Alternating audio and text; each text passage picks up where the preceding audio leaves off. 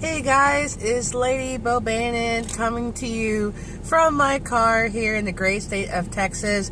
I have my hat on today and I have my jacket on because it's pretty cold. Well, at least it is to me. It started out with a low of the high 30s here at night in the morning, and it's supposed to warm up to 50 something degrees, but that's still cold to me, and plus it's a little windy outside, so it makes it feel even colder than it is.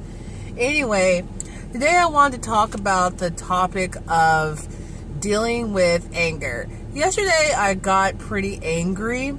I had reached out to the ex-husband, who I suspect is a narcissist, and I do want to state right off, I'm not a psychologist or a psychiatrist. I cannot diagnose anybody, but he does tick off a lot of the boxes, so there's that. I can only make an educated guess based on what I have experienced. So with that said, I do suspect he is pathologically narcissistic. He's very difficult to communicate with and to co-parent with. Anyway, I reached out to him and told him through a co-parenting app we use that I needed to know by Friday if he was going to pick up the kids, as it is his weekend. I did not expect him to answer right away, but he did. He just said that he will be.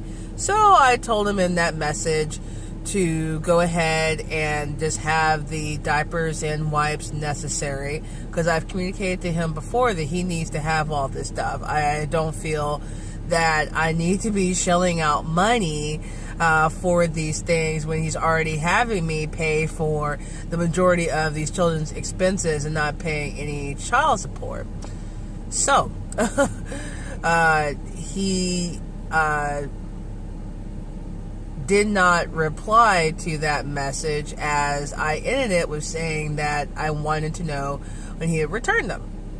Now, he works during the day, so I understand that he's not going to be able to immediately reply. He drives for a living and is in, let's just say, the transportation business.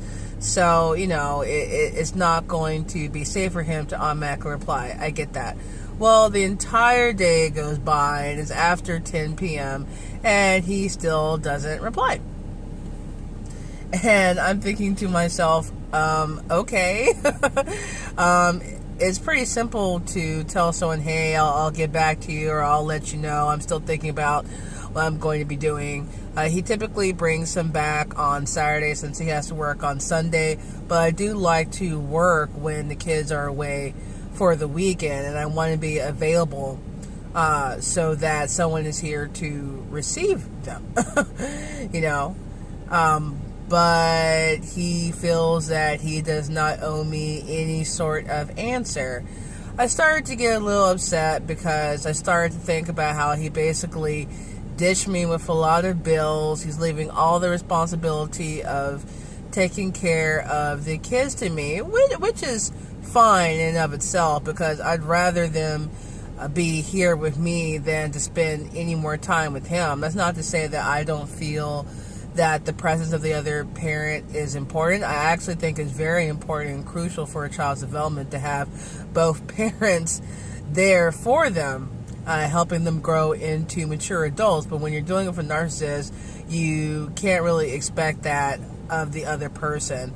They're going to put as much burden on you as they possibly can and try to inconvenience you. So on top of that, I was just going through my head about everything, and I started to get angry.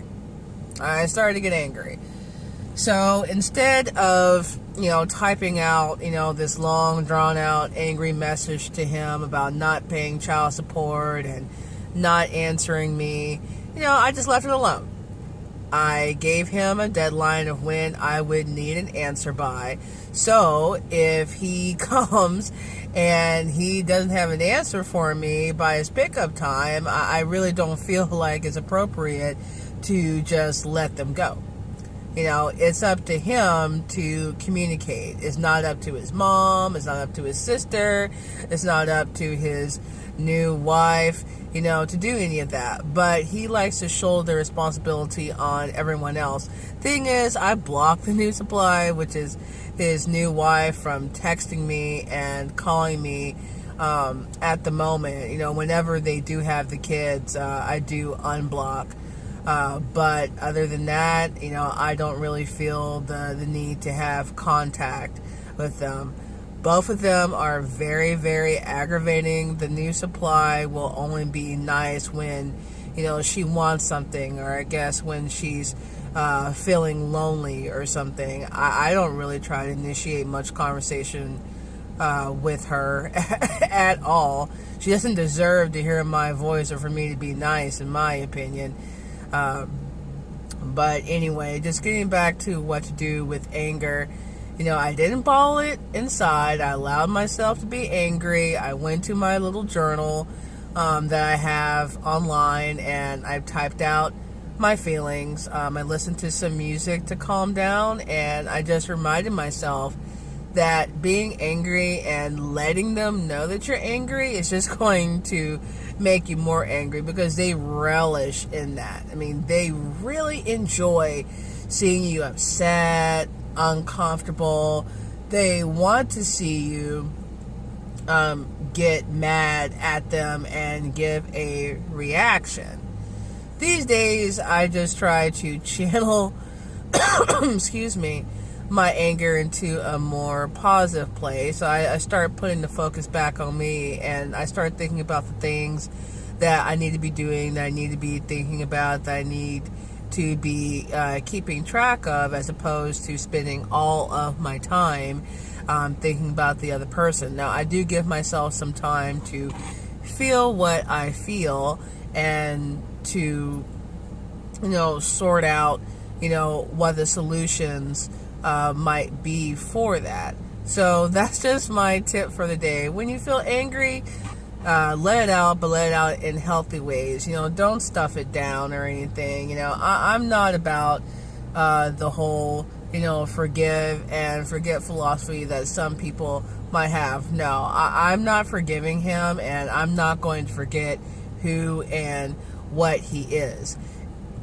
With that said, you have to remember who you are and not step out of your character. I'm definitely guilty of that, so I'm not trying to be all high and mighty on this video. I've definitely had some moments that I'm not proud of, where I gave him some fuel and some negative attention, and spewed some negativity his way, but that didn't do anything other than just embolden him to be even more of an asshole. So just take it from me.